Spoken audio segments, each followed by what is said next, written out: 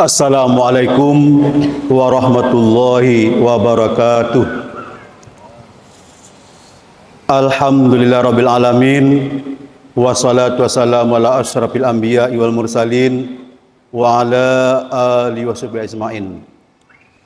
Ashhadu an la ilaha illallah wahdahu la syarikalah wa ashhadu anna Muhammadan abduhu wa rasuluh la nabiyya ba'dah. Rabbis rahli sadri wa yassirli amri wahlul uqdatam min lisani yafqahu qawli wasma'u ma qala fil Qur'anil Karim. Na'udzubillahi minasy syaithanir rajim. Bismillahirrahmanirrahim. Ya ayyuhan nabi qul li azwajika wa banatika wa nisa'il mu'minin yudnina lahinna min jalabibihin dzalika adna ayyurafna fala yu'dzain wa kana Allahu ghafurur rahima. Shadaqallahul azim. Kita berlindung kepada Allah, terhindar dari segala godaan syaitan yang terkutuk dengan nama Allah yang Maha Pengasih lagi Maha Penyayang.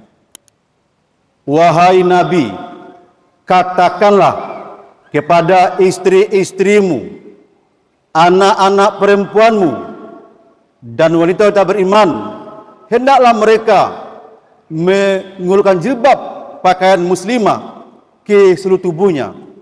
Demikian itu kata Allah, supaya mereka dikenal sebagai muslimah dan tidak diganggu. Dan adalah Allah Maha Pengampun lagi Maha Penyayang. Maha benar Allah dengan segala firman-Nya. Al-Qur'anul Karim, surat Al-Ahzab, surat yang ke-33, ayat yang ke-59. Bapak, ibu-ibu, kaum muslimin, kaum muslimat, sidang jamaah zuhur Masjid Raya Syekh Ahmad Katil Amin Nakabawi, Sumatera Barat yang Allah muliakan. Alhamdulillah, dengan nikmat Allah, dengan hidayah Allah, dengan izin Allah, kita dapat kumpul di rumah Allah ini dalam rangka insya Allah sehabis ceramah ini kita akan melaksanakan salat zuhur secara berjamaah di masjid di awal waktu sesuai dengan sunnah Nabi. Kita berharap dan hanya berdoa kepada Allah, mudah-mudahan segala amal dan ibadah yang telah kita lakukan, kiranya Allah berkenan untuk menerimanya serta membalasinya. Amin ya rabbal alamin.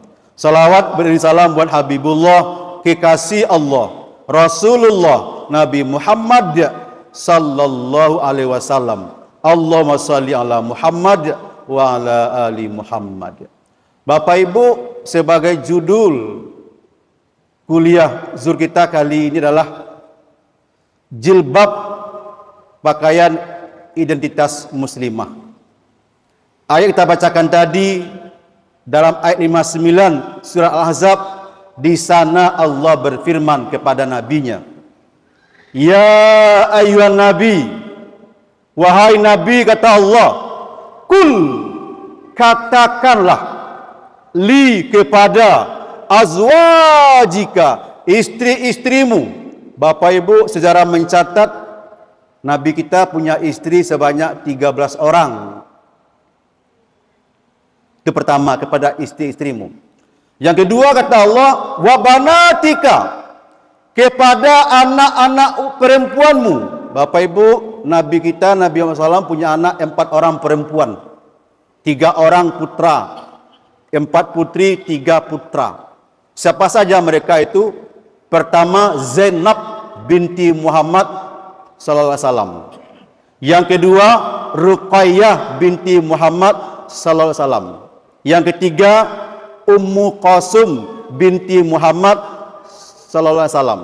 Yang keempat, Siti Fatimah Az-Zahra binti Muhammad sallallahu alaihi wasallam. 3 putra beliau, Qasim bin Muhammad sallallahu alaihi wasallam, Abdullah bin Muhammad SAW dan Ibrahim bin Muhammad SAW. 7 orang putra-putri Rasul ini ya terlahir dari 2 rahim istri beliau. Siti Khadijah mempersembahkan 6 orang anak, 4 putri dan 2 putra. 1 orang lagi itu dari istri beliau dari Mesir bernama Siti Maria Al-Qibtiyah. Bapak Ibu ketahuilah sesungguhnya anak Nabi ini 7 orang semuanya itu oleh Allah ditakdirkan ke-4 putri beliau sampai dewasa, bahkan ke-4-empatnya bersuami, punya suami. 3 putra beliau Allah takdirkan di waktu balita meninggal semuanya. Apa hikmah di balik ini? Pertama, Allah hendak kita kepada manusia di dunia ini. Islam datang memuliakan wanita. Dulu zaman Arab, zaman jahiliyah, wanita sangat berada paling bawah. Bahkan seorang ayah malu punya anak wanita, dikubur hidup-hidup sampai mati. Termasuk Umar bin Khattab Al-Faruq, sahabat Nabi, sebelum dia masuk Islam. Oleh Islam, oleh Allah, oleh Rasulnya diangkat. Bahkan oleh Allah dalam Al-Quran ada namanya surah An-Nisa, artinya wanita-wanita. Tidak ada surah Al-Rijal laki-laki, nggak ada wanita-wanita. Bapak Ibu, itu hikmahnya apa? Hikmahnya oleh Allah Nabi kita punya anak 4 perempuan, Rasul tidak membunuh, beliau besarkan, bahkan ke-4-nya punya suami, berkeluarga ke-4-nya. Di sini kita lihat Islam sangat memuliakan kaum perempuan atau wanita. Yang kedua, apa hikmahnya? Kenapa Rasul punya anak laki 3 orang putra, 2 balita meninggal dunia? Bapak ketahuilah, andaikan waktu Nabi wafat masih ada 1 orang yang hidup, besar kemungkinan para sahabat ini pengganti Nabi. Padahal Nabi itu, Rasul itu hak Allah, prerogatif Allah menentukan, bukan manusia mengangkat, tapi Allah yang menentukan, dan beliau merupakan Rasul Nabi Allah yang terakhir, la nabiyya ba'dah. Bapak Ibu, kembali pada soal pada pokok permasalahan kita. Jilbab, apa itu jilbab? Pakaian muslimah yang dalam Al-Quran Allah berfirman pada Rasulnya, memerintahkan pada Nabi kita, istri beliau semuanya, anak perempuan beliau semuanya, wanisa ilmu mukminin, semua tak beriman terhadap kata Allah, supaya engkau perintahkan mereka berjilbab. Apa itu jilbab? Pakaian muslimah yang menutup aurat semua wanita. Bapak Ibu, satu kali saudaranya Siti Aisyah, istri Rasul, namanya Asma binti Abu Bakar Siddiq, datang menemui Rasul ke rumahnya. Dia berpakaian tipis, transparan kata orang sekarang, tampak lekuk-lekuk tubuhnya. Rasul malu, kemudian melengah ke kanan seraya bersabda, apa kata Rasulullah? Ya Asma, wahai Asma, innal mar'ata, sesungguhnya perempuan itu, wanita itu, idza balagatil maut, telah haid, telah menstruasi dia, kata Rasul itu sejak awalnya, sejak haid kata Rasul, lam taslu ayyura minha, tidak pantas lagi kelihatan dari tubuhnya, dari badannya, kecuali illa hadza wa hadza wa asyara ila wajhi wa kaffaihi. Kata Rasul, kecuali 2 hal.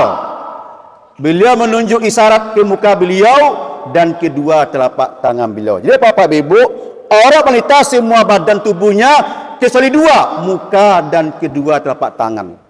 Maka Bapak Ibu yang bahagia, kriteria jilbab itu ada 3. Pertama, mesti menutup semua tubuh perempuan dari ujung rambut sampai ujung kaki, kecuali muka dan telapak tangan. Itu pertama kriterianya. Yang kedua, longgar, tidak ketat, longgar, lapang maksudnya. Yang ketiga, mesti tebal kainnya, jangan tipis apalagi transparan. 3 ini Pak Ibu kriteria jilbab. Kenapa Pak Ibu? Wanita itu kata Rasul, auratnya seluruh tubuhnya kecuali muka dan kedua telapak tangan. Maka kata Rasulullah, bagi kita bapak-bapak laki-laki ini yang sudah beristri, kata Rasul, kalau kamu keluar rumah pergi bekerja, tertarik pada seorang wanita, kata Rasul, nggak tahan lagi, balik kanan. Apa maksudnya? Apa yang ada pada wanita yang kamu di luar itu ada pula pada istrimu yang halal di rumah. Kata Rasul, bedanya sangat-sangat jauh. Di luar haram 1%, di rumahmu halal 100%. Maka kata Rasulullah, "Falyati ila aliya." Balik kanan gerak. Maka ibu-ibu sampai di rumah jangan heran. Kenapa abang saya kok cepat pulang? Maklum. Ibu-ibu mesti berkemas-kemas menunggu atau menservis suaminya yang pulang itu. Jangan kaget. Kenapa Pak Ibu? Di luar memang banyak godaan Bapak Ibu. Kami laki-laki dari pandang saja, maka Rasulullah, wanita itu sama dengan anak panah iblis. Apalagi dia pakai pakaian yang tidak cukup, transparan lagi, ketat lagi, sekda, sekitar dada, tampak. Makanya Pak Ibu yang Allah muliakan Bapak kami, kalau kita nggak tahan Bapak di luar, segeralah pulang. Kenapa Pak? Itu solusi dari Rasul yang cerdas. Kenapa? Kalau luar kita teruskan, kita bermaksiat, berselingkuh dan berzina, itu dosa besar. Nanti di akhirat itu dosa besar yang kita tanggung akibatnya. Pastilah orang dosa besar itu masuk neraka. Bapak Ibu muliakan, kembali pada pertama tadi, jilbab.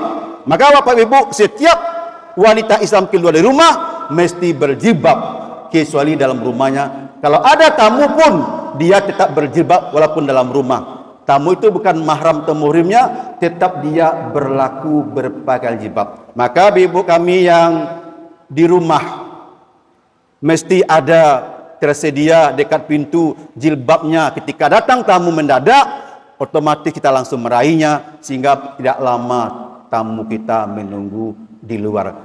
Tamu pun perlu juga kita hormati. Maka Bapak Ibu yang bahagia, untuk itu kepada kita semua, jilbab itu merupakan perintah Allah kepada Rasulnya. Perintah amar wajib untuk kita sami'na wa ata'na. Tidak ada lagi istilah lainnya untuk tidak mengikutinya. Kalau tidak mengikuti, berarti kita berdosa besar kepada Allah dan Rasulnya.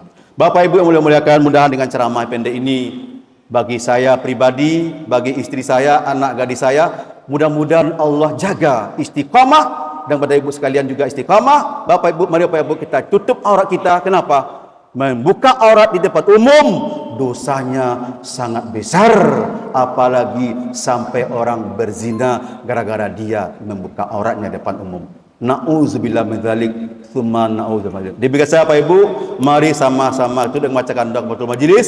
Subhanakallahumma wa bihamdika asyhadu an la ilaha illa anta astaghfiruka wa atubu ilaik. Wassalamualaikum warahmatullahi wabarakatuh.